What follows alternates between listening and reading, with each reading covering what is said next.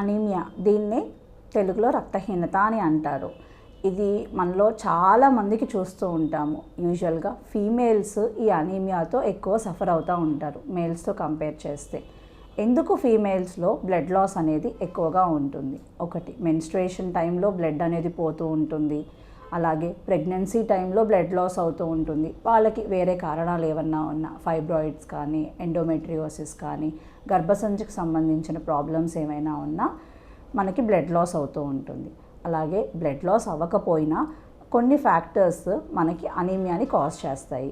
For example, మనం తీసుకునే ఆహార పదార్థాల్లో ఐరన్ కంటెంట్ తక్కువగా ఉన్నా, ఐరన్ రిచ్ ఫుడ్స్ తీసుకోకపోయినా, B12 డెఫిషియన్సీ, పోనీ వెజిటేరియన్స్ ఏమైనా ఉన్నా వాళ్ళకి B12 డెఫిషియన్సీ వస్తుంది. ఇది కూడా అనీమియాకి కంట్రిబ్యూట్ చేస్తుంది. ఎందుకంటే B12 అనేది ఓన్లీ నాన్ వెజిటేరియన్ సోర్స్లో మాత్రమే మనకి దొరుకుతుంది.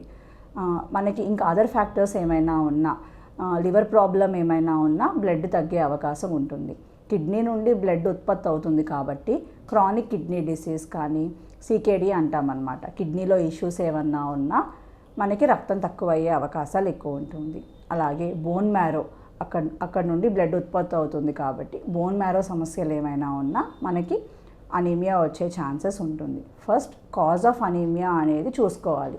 దీని సింటమ్స్ ఎలా ఉంటాయి?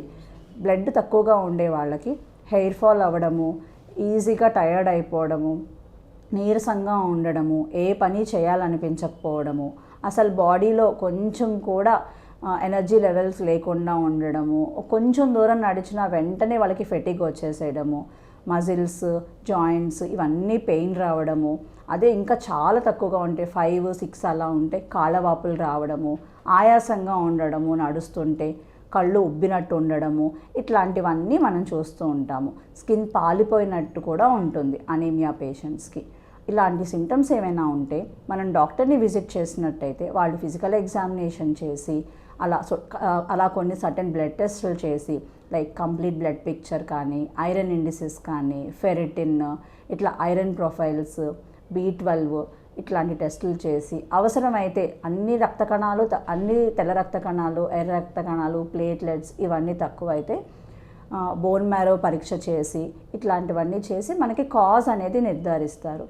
మనకి ఫస్ట్ కాజ్ ఆఫ్ అనీమియా అనేది తెలుసుకున్నట్లయితే దానికి సప్లిమెంట్స్ ఇవ్వడము, ట్యాబ్లెట్స్ రూపంలో, ఒకవేళ బాగా తక్కువైతే ఐరన్ ఇంజెక్షన్స్ చేయడం కానీ, కంప్లీట్గా బ్లడ్ తక్కువ ఉంటే బ్లడ్ ఎక్కించాల్సిన అవసరం ఉండడం కానీ, ఇవన్నీ మనం డాక్టర్ని సంప్రదిస్తే వాళ్ళ పర్యవేక్షణలో మనకి మంచి ట్రీట్మెంట్ అనేది జరుగుతుంది. Thank you.